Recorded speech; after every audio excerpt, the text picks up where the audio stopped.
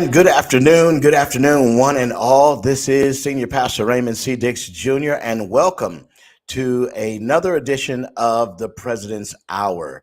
I know we've had kind of a hiatus. The month of June was a very busy month for us, and I do want to apologize for not getting up a pre-recorded broadcast and things like that, but super busy. But now, even in the rest of the summer, we're going to try to make sure we keep going every Monday with a fresh and new edition of the President's Hour. So I'm excited to bring you this show today. We've got a great panel for you to be a part of this presentation. The topic is a really good topic today, but I hope everybody's doing well. Hunker in, share this with your friends, neighbors, call them up. Let them know the President's Hour is on. If they don't have Facebook, get them the YouTube link. They can watch it on YouTube on GMB SCI TV on YouTube. That's GMB SCI TV on YouTube. So they can be a part of this. I want to show you what that looks like. There it is right there on the screen. GMB SCI TV on YouTube. They can watch us there, and they also can watch our Facebook page. So the Facebook page is my personal page, Raymond Dix Jr., our church page, Pilgrim Baptist Church of Fort Wayne, Indiana, as well as our convention Facebook page, which is the General Missionary Baptist State Convention of Indiana Incorporated. And this is a presentation of the General Missionary Baptist State Convention of Indiana Incorporated and yours truly. So we have a great show planned for you today. So as I said, hunker down. If you're on your lunch hour, eat that sandwich and watch us. I want to make sure you are paying attention. I have some exciting guests today. So we want to make sure that you are being a part of that. So here's the topic for today. The topic is, what is the role of denominational conventions and associations in the 21st century? Let me give you some housekeeping tips as well. We will be able to see your live comments. And as always, the live comments are, we ask you to be respectful of other people in the comments as well as the guests. And we will pop your live comments and questions up on the screen for our panel. So for the next 55 minutes or so, we look forward to you being a part of this program. So make sure you comment. Let us know you're watching and where you're watching from, because this is being broadcast potentially all over the world. And so we believe that God is big and that he has provided this platform for us to work within building the kingdom of our Lord and Savior Jesus Christ right here on earth. So we're excited about that.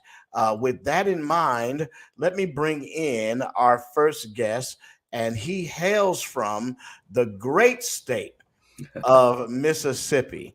That is right, the MISISSIPPI state of Mississippi. He is the president of the General Missionary Baptist State Convention of Mississippi Incorporated, and our acronyms are about the same from Indiana and Mississippi. And right. I don't know if you ever get people mistaking you as me, but every now and then I get a Buckley reference. So, but this is Reverend Dr. Reginald M. Buckley. Dr. Buckley, welcome to our program.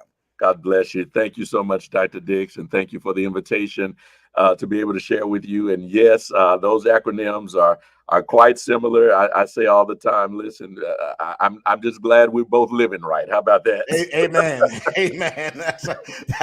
That's a good point. That's right. Yeah. We're so happy about that. Dr. Buckley, take a couple of moments and just kind of tell us the church you pastor and how long you've been there and some of the great things that are going on there in the state of Mississippi. And I'll just say this real quickly.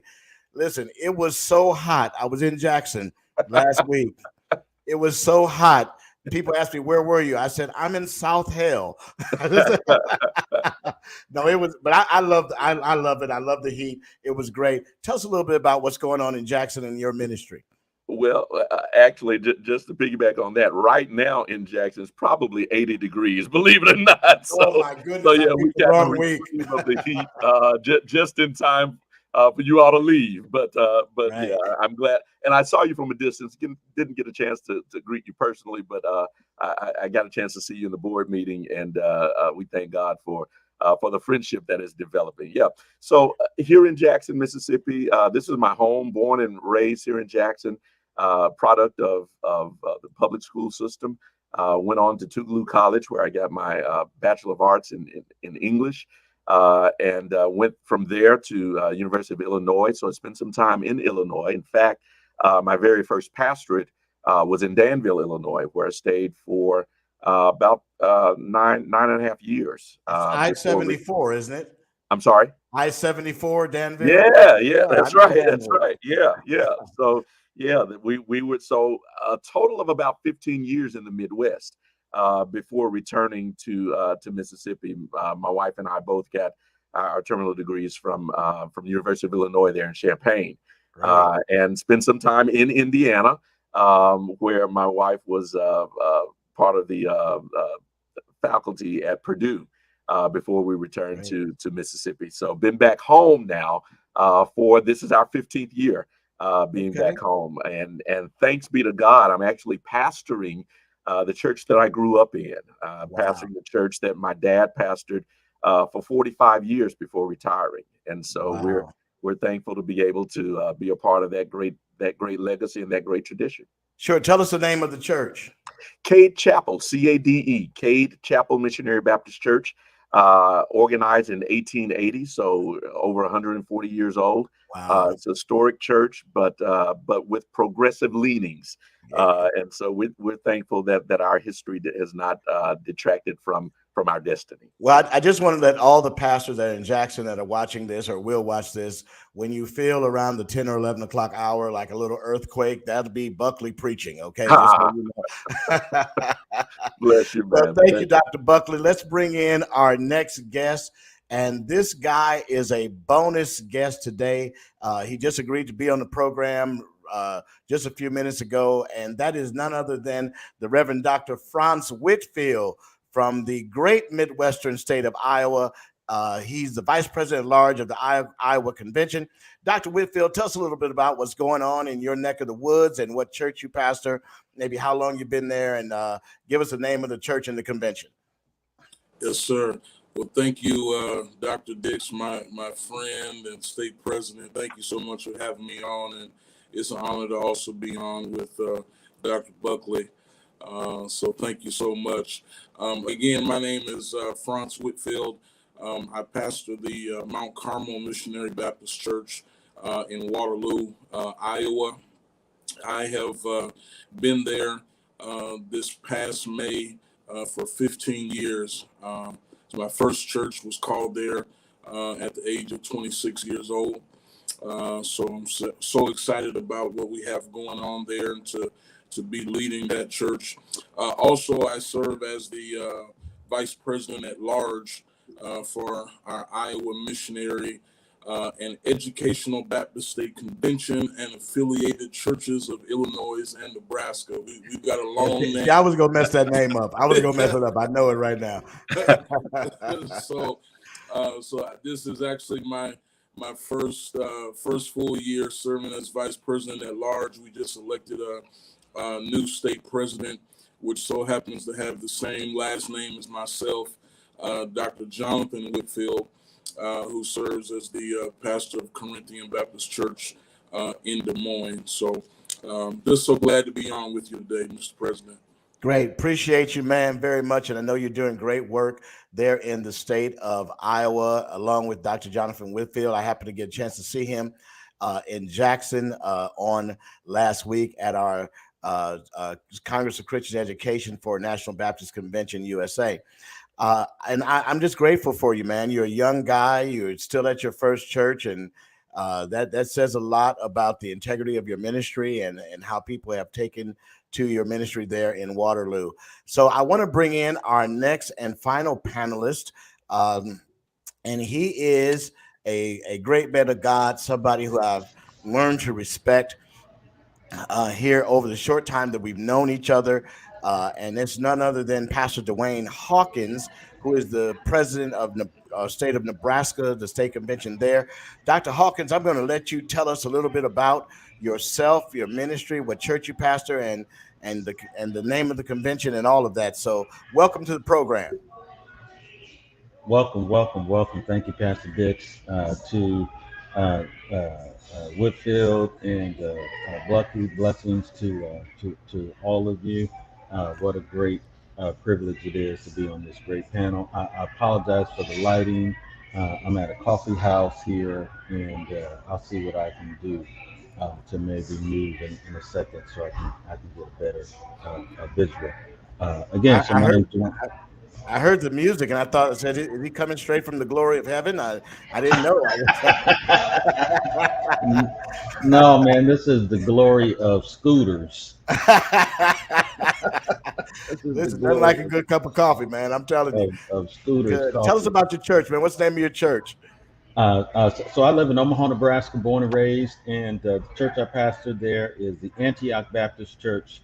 I have been pastor there for this year. I'm celebrating my 10-year anniversary, and Praise. so I Amen. was the interim before that, and before that I was the associate minister for 6 years prior to that. So about 17 years total, 10 of those as pastor, and currently lead the New Era Baptist State Convention of Nebraska Incorporated. I've got one more year left. I've been in that position for 2 terms, and for 7 years, I've got one more year left, and also serve our national work as our West Region Vice President for our national campus. That's Grateful, awesome. grateful to be on. Grateful. Thank you. Thank you so much. We're grateful to have you for sure on our program today. Gentlemen, let's dig right in to this topic today. Basically, our topic is what is the role of denominational conventions and associations in the 21st century? I think that most of us have had long enough term in ministry that we've come to be a part of and witness and partake in our local associations, maybe state conventions, national convention. I'm going to start with you, Dr. Buckley. Going forward, what do you see as the role, especially as a new president of a state convention? What do you see as the role of the state convention, national convention, and local districts in the 21st century? Yeah. Well, thank you for that question. I think a large part of the work of the state convention historically, when we think about it, has evolved around fellowship. Fellowship has certainly been a great part of what we think about convention associations, what we gather from that. But beyond the fellowship, at least the convention that I'm privileged to offer leadership to, uh, our convention has a history really of leaning forward into institution building, leaning forward into policy formation. And so as president, I'm really interested in us reclaiming a large part of that tradition. In terms of our convention, specifically, we founded Natchez Seminary in 1877, which went on to become Jackson State University. In 1884, we founded Natchez College. We currently own and operate Mississippi Baptist Seminary and Bible College. So that sort of institutional presence and institutional building is something that I believe conventions are uniquely positioned to do in state work. And part of my administration is to sort of lean into that tradition, also to lean into the tradition of speaking prophetically to issues that are right in front of us. That we don't shy away from those things, but rather that we give a critical voice at a critical time to speak truth to power. So those are kind of the things and I believe that conventions are uniquely positioned to do that because together our voice is amplified. Together, we can do things together that any single church just has a harder time and more difficult time doing. Great, fantastic. Let's go to you, Dr. Whitfield, Franz Whitfield. As a young pastor, and I think you're probably younger than the three of us. And if Spoon was here, Witherspoon was here, he would say something like, I was older than Methuselah. But anyway, uh, as a young pastor, 15 years into ministry, as you look at the role of the state convention, the national convention, and even the district association, what do you see going forward into the 21st century? Well, thank you, Dr. Dix. I think what is so unique with my experience is the fact that I actually grew up in my state convention. So to grow up, starting in the youth department and the junior layman of our convention, and now serving as vice president at large, I think from when I started attending the state convention at the age of 9 or 10 years ago, I'm 40 years old today, but attending back then, there has been a major shift in how our state convention looks. As growing up in the state convention, as Dr. Buckley just alluded to, it was about the fellowship. We look forward to coming together every year to be in our state convention. But now, in 2022, our state convention looks totally different from 20, 25 years ago.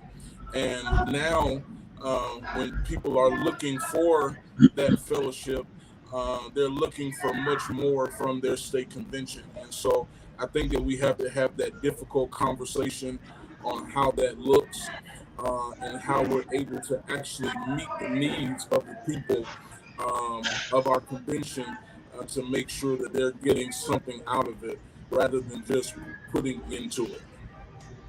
That's an interesting perspective, and we're going to touch on that a little later, Dr. Whitfield, because I want to come back and certainly hear what you have to say about many of the younger pastors that have expressed that very concern. And we'll get back to that a little later in the program.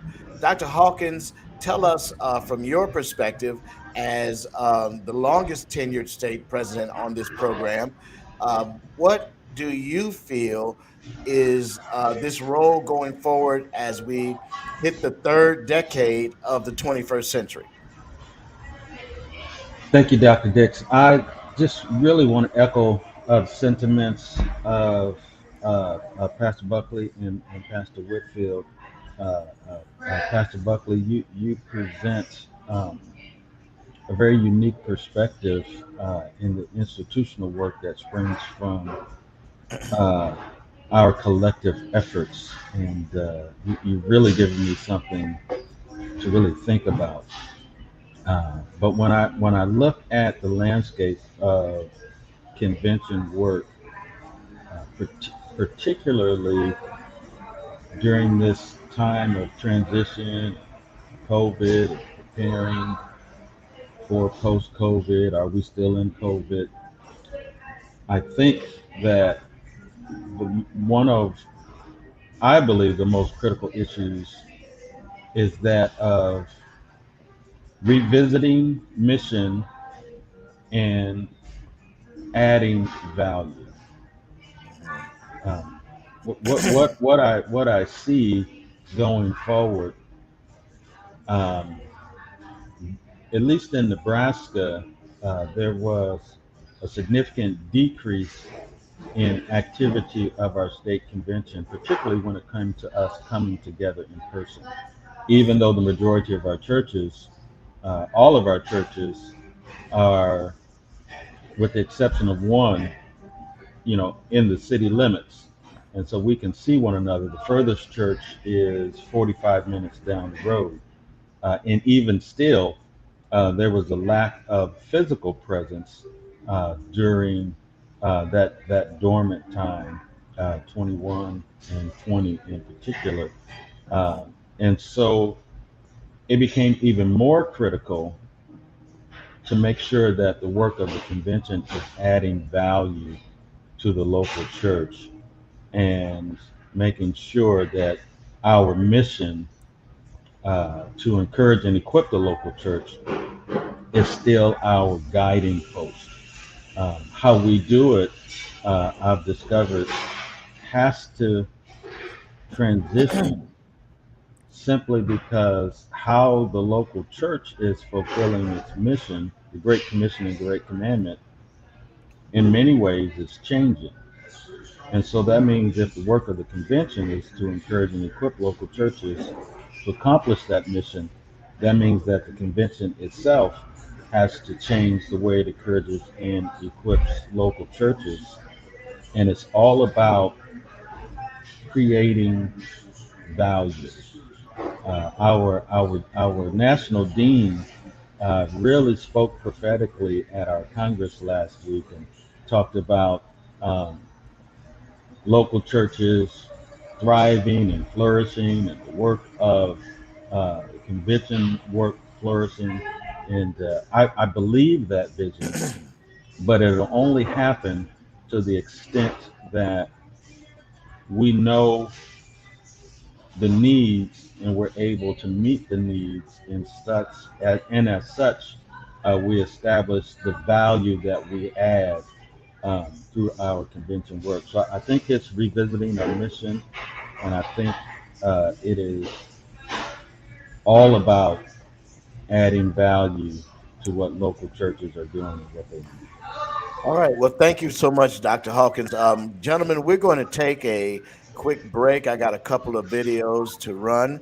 And after that, we're going to get back and we're going to start digging a little deeper into this value added institution building, whether or not the local church is benefiting from the perspective of some of the pastors. This is actually a two-part program. We're going to have local pastors on, hopefully on next week, to really discuss what their perspective is as we see the leadership kind of discussing perspective today. So hang in there, folks, and we'll be right back with more of the President's Hour. Listen to these couple of videos, and you'll see us shortly.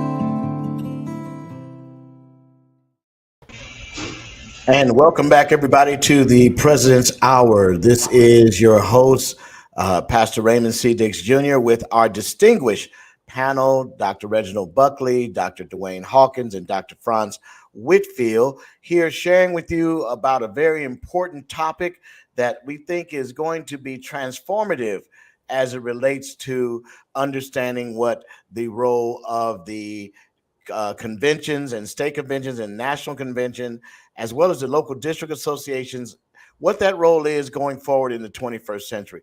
Gentlemen, I want to just kind of, first of all, I want to thank Dr. Hawkins for, coming out of darkness and into the marvelous light. I appreciate him. He's such a handsome fellow, Dr. Buckley, that you got to make sure that we see him. So but we appreciate that very much. But I want to share a little bit of my perspective as a new state president. I think I am like you, Dr. Hawkins. I'm really intrigued by the work that Mississippi has done in Dr. Buckley's convention and in the tenure of previous presidents, going all the way back to establishing and building institutions. I think that if there's one thing that we have to really look at is institution building. You never hear people talk about the civil rights institution. We always talk about a movement. We always talk about a movement, and movements require dynamic personalities, and oftentimes don't live far beyond people. But institutions last, and institutions live beyond people. And when I think about the University of Notre Dame, for example, here in South Bend, Indiana, Notre Dame is a relatively small Division I university, but they have a multi-millions, hundreds of millions, maybe even $1 billion television contract with NBC. So all of their home football games are broadcast on nationally.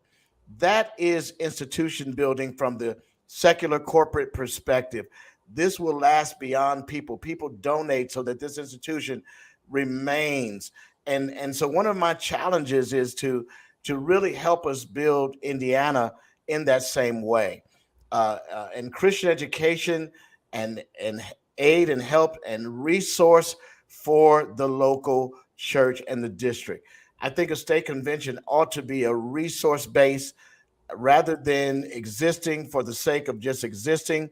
We ought to exist to be a resource to our local churches and our state convention. So that's kind of my thoughts. But I want to get to you today and talk about, here is a big question as it relates to your work, in the state convention as leaders. How do you, as a denominational leader, balance that work with the work of pastoring a local church? You gentlemen are pastors in your own right. So, Dr. Buckley, what do you see as the nuances of balancing those two things together? Wow, great question. Let me start by answering that question by saying I thank God for great teams around us, around me. It could not be done without some great teams, both on the church side and on the convention side, because we have people who are in place who understand this season that we're in. Who I had some conversations with our leadership here at the church before announcing my candidacy for president, and we were able to have some honest and transparent dialogue about what that would mean in terms of service, in terms of needing to put some things in place so that I could serve effectively in both spaces. So thank God that our deacons really have rallied around that and really have given me some latitude to serve in both capacities. Were it not for that, we would be having a different kind of experience. And so, it's because of great teams that we've been able to balance both. Great, fantastic. Dr. Whitfield, young pastor, grown up in the convention. From the time you were a wee lad, and you were a part of the convention. Now, as a pastor of 15 years, how do you balance the work that you're doing statewide for the convention and the work in your local church? Well, I was very privileged when I first came to my church because my church was already a convention church. We were active in our state convention, and our church took a bus to the National Baptist Convention every year.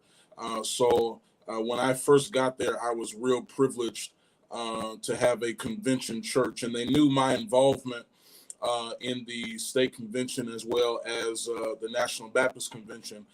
So besides the fact of me serving as vice president at large for our state convention, I also serve as our co-chairman for our Young Pastors Division of our National Baptist Convention, our Spirit of Timothy. And so I have a real understanding church. and they understand my responsibility to the state convention and to our national work. But one of the things that I've tried to do is that even though they are understanding, I like to make them feel important and try to get them to understand that the church comes first, and then the state convention and national work comes next.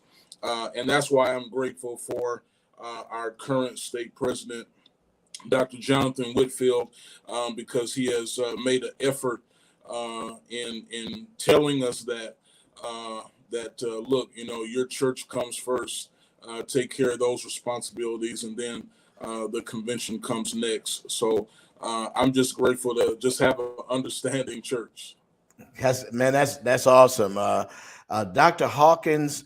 Well, let me just say this first. Dr. Whitfield is in the co-chair of the Spirit of Timothy, and he said young pastors. So I think I'm excluded from that, but I'm gonna fill out my application and see what happens. But, nonetheless, Dr. Hawkins, you've been a president of a convention now for at least 7 years. Is that right? And now you're coming to the last part of that term. How has that impacted, or how have you balanced the work in the state convention with the work as a local pastor there at your church? Not to mention the 100 other things that you're doing. Great question, Pastor Dix. I do acknowledge Dr. Buckley's comments about the role of the team makes a big difference. And I do acknowledge the comments of Dr. Whitfield about support and understanding from the local church. But I'll also say that I acknowledge that there are times when I am out of balance.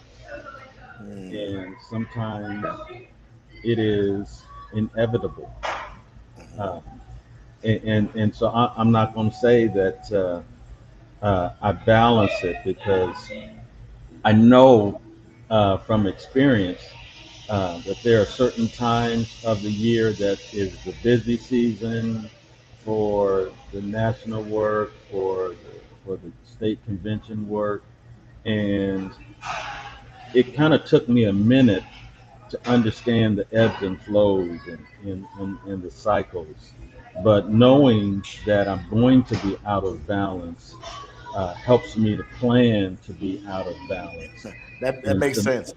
And to know how to prepare for that, how to survive during the out of balance time, and how to recover when you come out of an out of balance time. So knowing the ebbs and flows, I think, is critical, and acknowledging that there are times where you're not you're not in balance, and just being willing to settle with that reality.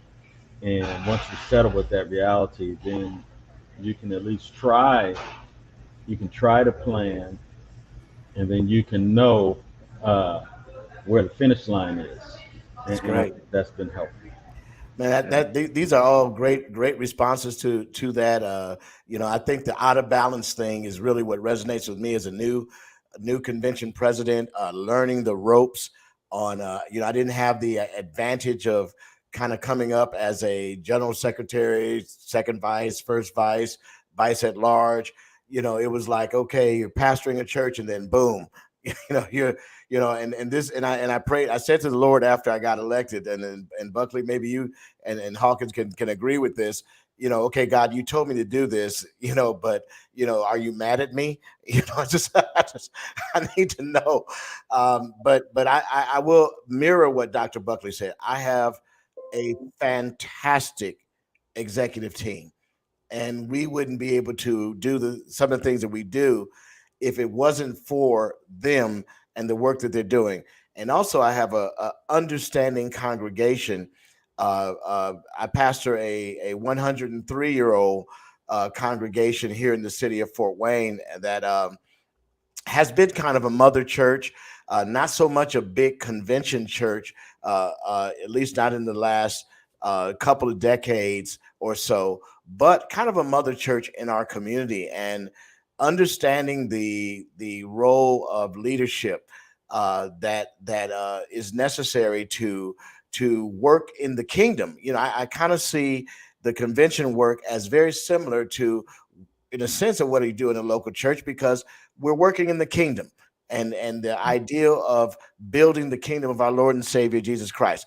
But enough about me. Let's dig into the nuts and bolts of this, gentlemen, because um, we all maybe have seen and heard criticisms. And if you have a question or a concern or something like that, please put it in the comments. We'll try to get it up so that we can hear your question, or and maybe try to answer your concern for this for our topic today about state and national and local associations and conventions. But here's the thing that we've maybe all heard, that the state convention, the district association, the national convention does not meet the needs of the local congregation. We've heard it from uh, local church leaders. We've heard it from local pastors. I was just telling somebody yesterday that when you look at the local pastorate, people think of pastors and they think of mega churches and things like that. And, you know, less than 5% of churches in the Black community qualify as mega. Less than 5%, maybe even less than that. So there are many concerns that pastors have regarding contributions, sharing resources with the district association and the state. Dr. Buckley, what do you say to that pastor who has 75 members, 50 members, 100 members of their church, and say to them, we need you to support our state convention? And he says to you, Dr. Buckley, you know, what is it? What's in it for my church? What do you say to him? Yeah. So listen, you're right. We've heard that critique, and I think first we have to own the message of that critique. We have to own that that comes from churches who are genuinely interested, not just in critiquing the convention, but also playing a part in the convention's work, and seeing and knowing that there is a value proposition behind being a part of this convention, and you get something out of it. And it may not always be, you know, the material thing or that, but there are some tangible things that we as a convention should be able to point to and provide to all of our members. I think we have to give a compelling value proposition and saying, here are the things that matter to us as a convention. Here are the things that you participate in as a member of the convention. Number one, our conventions serious about being missionary in their work. We know that they're missionary in our titles, but can we point to actual mission projects? Can we point to actual mission work that says, here's where your dollars are being effective? These are the things that we've done with your dollars, and because you've contributed to this convention, we've been able to rehab X number of houses. We've been able to give in home missions. We've been able to make sure that disaster relief has taken place, and here's the evidence of it. And it's not just, you know, this oratorical list, but we have you know, a product that says at the end of this year, and we put it in the hands of all of our convention members and saying, this is what we've been able to affect. This is what we've been able to do. I think when the conventions really get back to some of the nuts and bolts of what it means to do denominational work, and part of that is saying that we're going to be good stewards of what we bring into the coffers of the convention. We're going to not only ask for it, but we're going to be accountable to our membership churches. We're going to show you where those dollars went to work. And then when you need assistance from us, we're not going to turn our backs on you. It's not going to be just about give, but we're going to make sure that there are some opportunities for the convention to actually be good faith partners with our local congregations. One thing, and I'll say this, and I'll let the others comment. one thing I think that conventions have to have a real conversation about internally is sort of that registration structure. We all have different registration fees and levels that we ask churches to register at. We may need to take a look at that and see, is there a more equitable way that we can make sure that members that have 75 members, churches that have 75 members, 25 members, whatever it is, that they can be fully participating congregations at a level that makes sense for them. Yes. We have to have that critical Yeah. direct conversation. Man, that's dynamic, and I want to come back and circle back around to that here in a minute. But let me go to Dr. Whitfield, Franz Whitfield. Franz, what do you say to as a young man? I'm sure you might hear more complaints from some of us. The spirit of Timothy was likely birthed out of the fact that there needed to be more opportunities for younger pastors. And frankly, let me go on record as saying that I don't think that's far enough, that we haven't gone far enough with our younger pastors.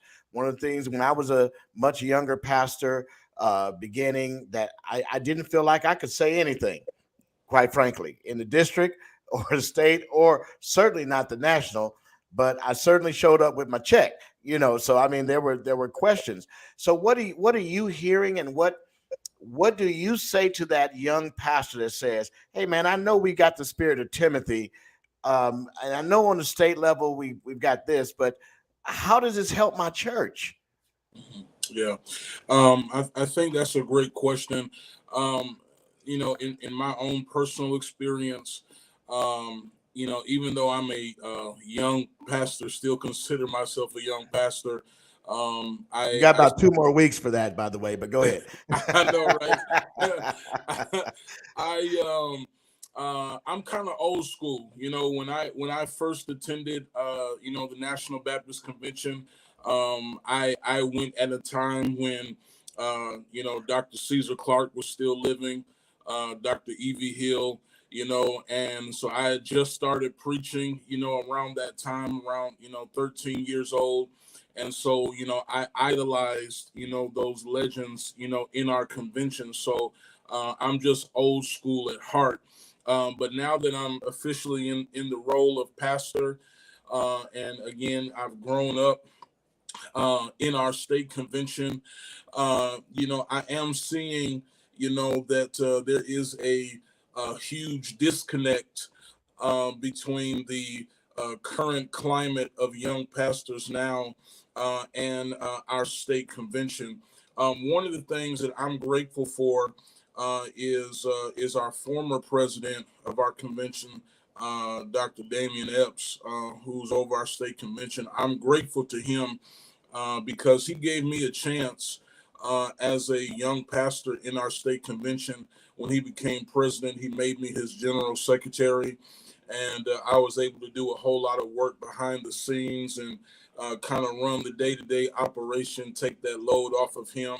And so he had pretty much set up a process to where, those he put in place of work to just be elevated. And we were just talking about it last night when we were together. Who could imagine, when you think about the Mississippi, convention, or New Era convention. I mean, who could imagine that, somebody at 40 years old, could be vice president at large of the state convention when you've got Right. guys, in the South or in Illinois or Indiana, who've been in the convention for 50, 60 years, and they're not even chaplain for the state convention.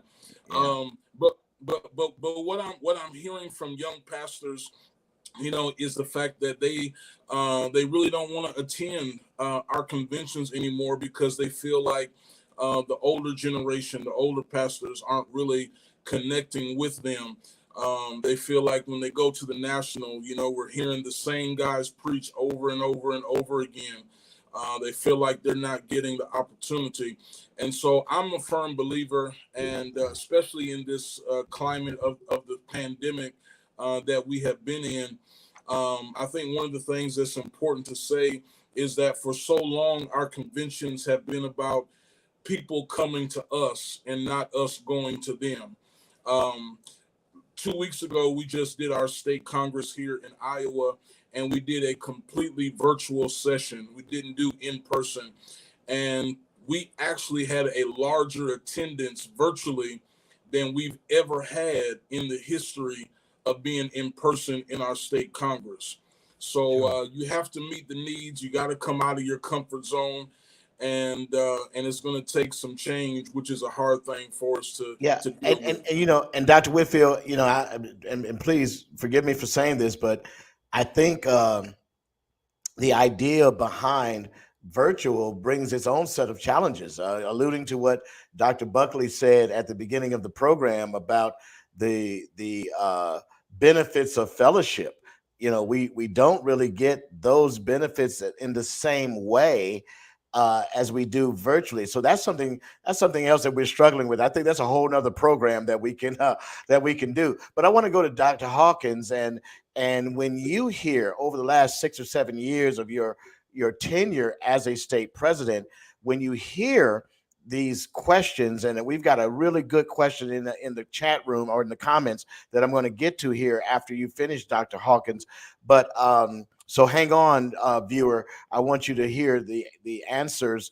At least my answer, because you're in my state, so I want to. But Dr. Hawkins, tell us, what do you say when the pastor comes to you and says, "Hey, it doesn't seem like I'm getting my bang for the buck from the state convention"? What's your answer as a state president? Great question. When I came into state presidency, I sensed that great tension. Does the convention exist for the church, or does the church exist for the convention? And coming into the presidency, it seemed to me that there was enough evidence to support whatever conclusion that you wanted uh, to ascribe to. Um, so how I dealt with that is really circling back to my initial comments, and the first one is about mission, is about the mission of the convention. And one of the things that I was blessed to be able to establish in Nebraska is that the convention exists to benefit the church. Hmm. And communicating that message throughout the convention and being able to communicate what that looks like back to the convention has been significant. One of the early conversations that I had with my convention staff was the fact that the work of the convention should not compete with the work of the local church. Hmm. We shouldn't be doing the same things, making one super church by picking this person out of this church and this person out of this church and doing the Right. same thing that the local church has been charged to do. And Right. so I think mission is foundational to answering that question. Yes. And the other thing that I think is significant is earning the right to hear what the needs are. And Mm. that really has been a product of developing personal relationships with Right. pastors in the position of president. That's right. Uh, that is the off stage work of the presidency. Yes, sir. To gain, to develop rapport, to develop trust, to develop camaraderie, such that you can really hear what the real need is, so that you know how to create value. Yes. So critical. Yes. And then the third thing that I'll say is, in my opinion, Dr. Buckley alluded to this. In my opinion, the the function of the state convention would be better served functioning more as a nonprofit organization than a convention in its structure. And what I mean by that is that nonprofit organizations understand who their primary customer is. Uh, and at the state level, is the primary customer the member at the church or the church itself? Again, Correct. it goes back to mission, but from a nonprofit perspective, nonprofits who function well, they understand who their primary customer is, and there's no confusion. Right. There may be secondary customers, but knowing who the primary customer is, knowing everything you can know about the primary customer, and the other thing that successful nonprofits do well, that I think conventions would do well to emulate, is the transparency and the communication of mission activity and value driven activity. And, Yes. and so, one of Yes. the things that we've tried to do at our annual session is, instead of having an annual session program, it really is more of an annual report. Uh, Mm. so that we can tell our story both inside of the convention, and we have something that we can tell our story outside of the convention. Yes. Here's where we are, here's what we've done, here are our finances, here are our leaders, and it becomes more of a communication tool of who we are and what we've done than what we're going to be doing throughout that week. You So know, Dr. Hawkins, if I could just interrupt you for a second, go man, ahead. that's powerful. That is powerful. And I just got to ask you real quickly in about 30 seconds because our time's getting short. But tell me, did that require a change of culture when you came into the presidency? Were they already looking at it that way, or did you have to kind of institute a cultural change within your convention?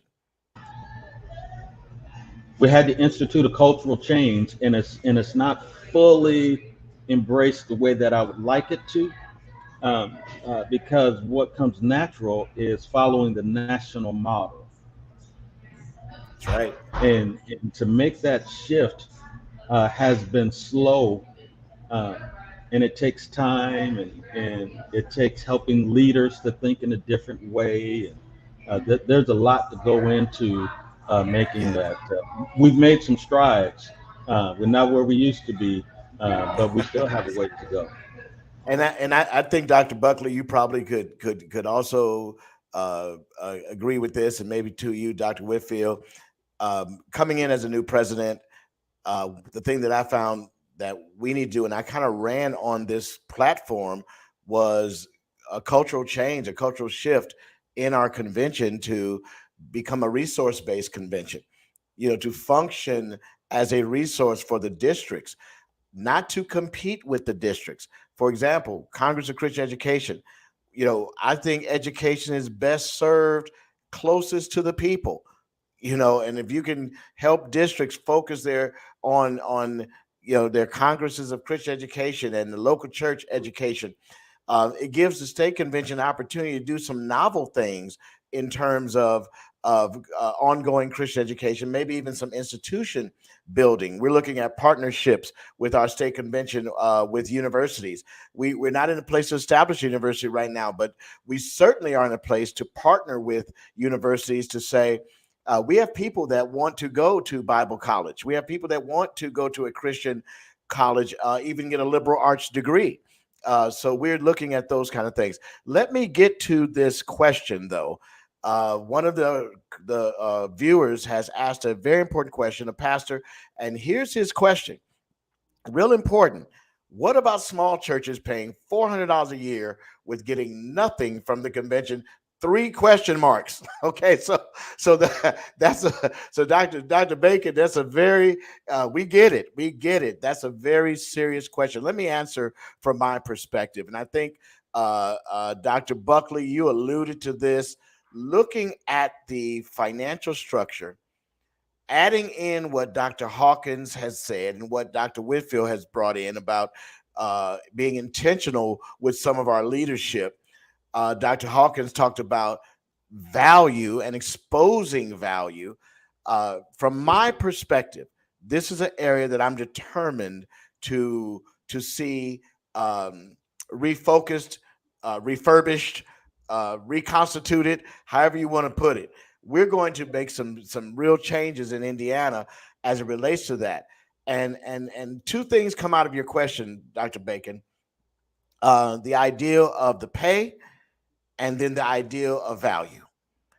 And I don't get from your question that you really have a huge concern with the pay. It seems that more of the concern is with no value.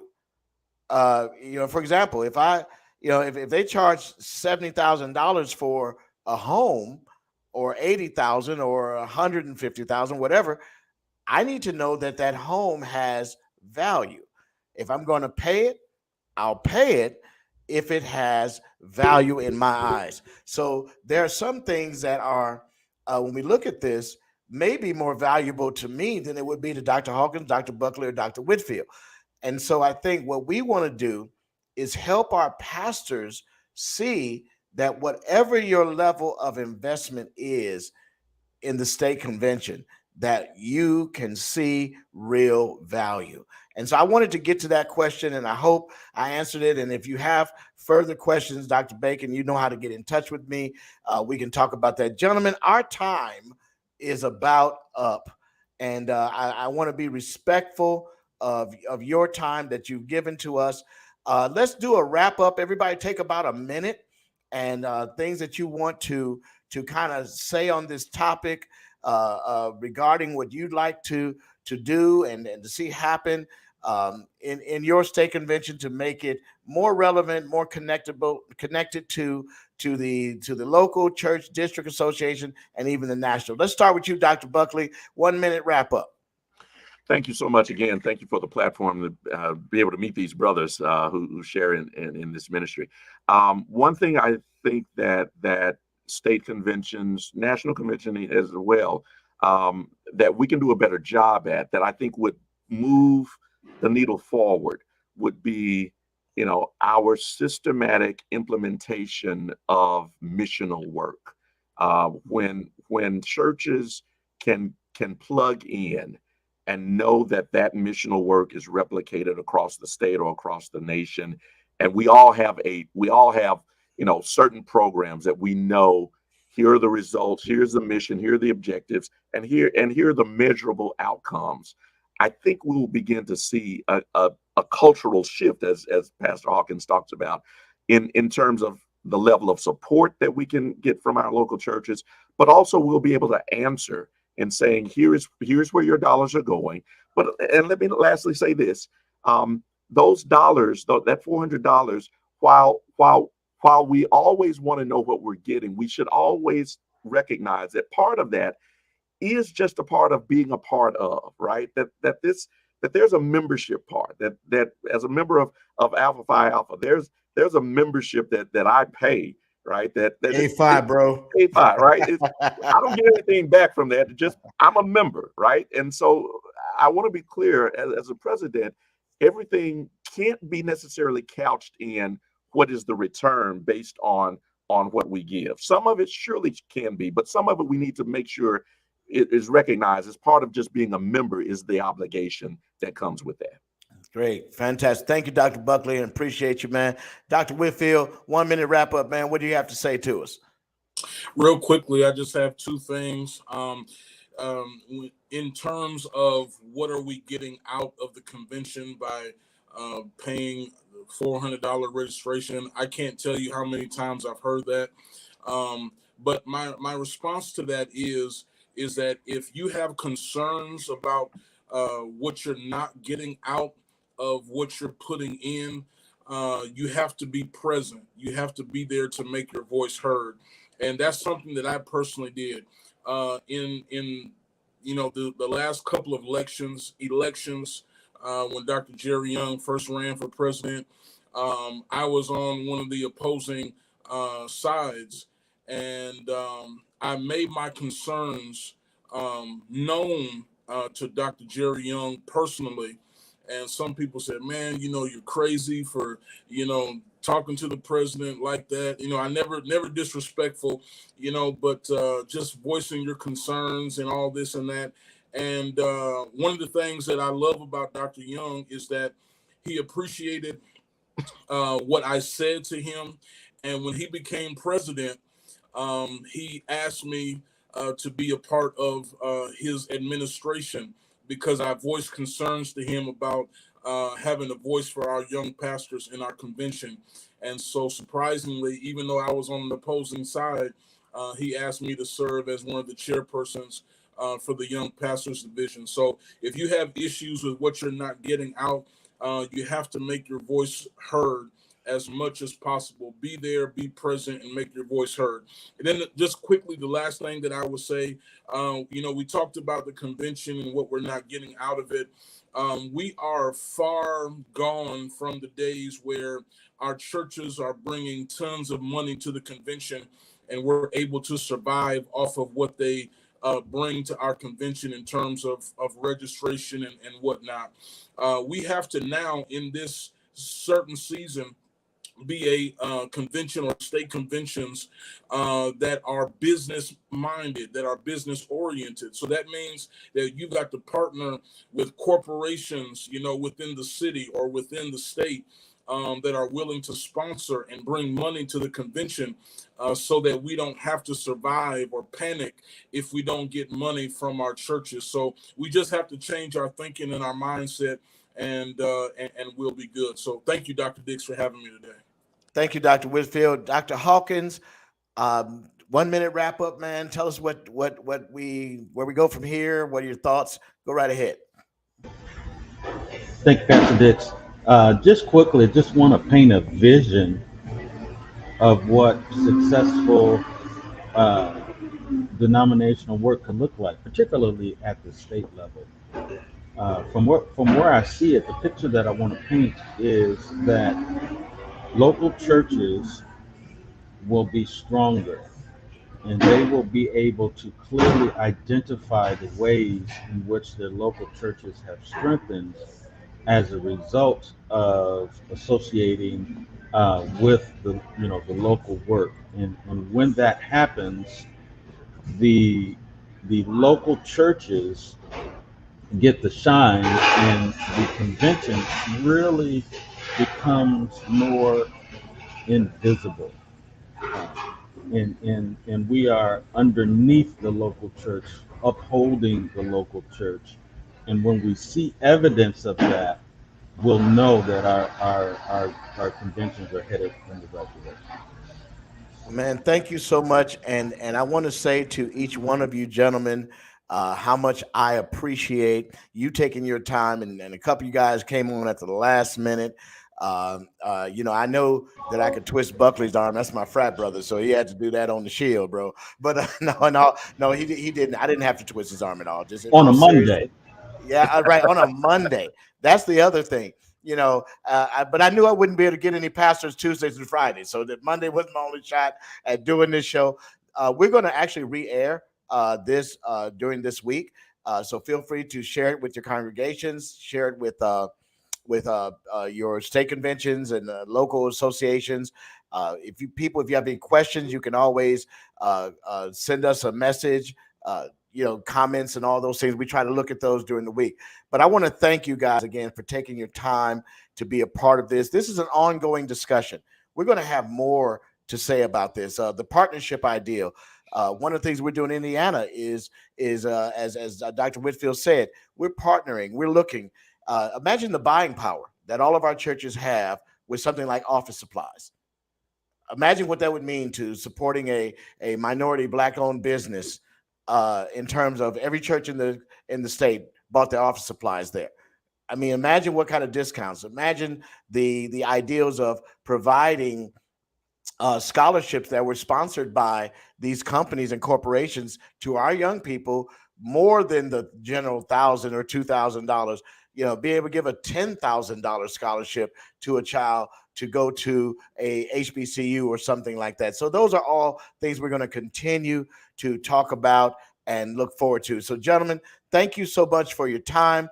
We've got exit now. There's a video that we need to play, but I appreciate y'all very much for your time. And folks, thank you, viewers, for watching and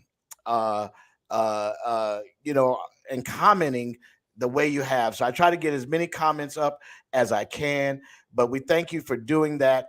And guys, have a great week and preach that word. I know Buckley is only 80 degrees there, so you say, but now it's going up. Believe me, it was 180 last week. Yeah. But guys, thank you so much for your time. I appreciate you, love you, and we'll talk to you soon. Bless you, brothers. All right. Stay tuned. Next week on the President's Hour, we'll have more. We appreciate you. Look forward to seeing you soon, everybody. God bless. Hey, this is Pastor Raymond C. Dix Jr. thanking you for watching another edition of the President's Hour. Tune in next week for more of the same relevant talk and important information that we're going to share right here on GMB SCI TV. Look forward to engaging you on next week. May the Lord bless you and may the Lord keep you is our prayer.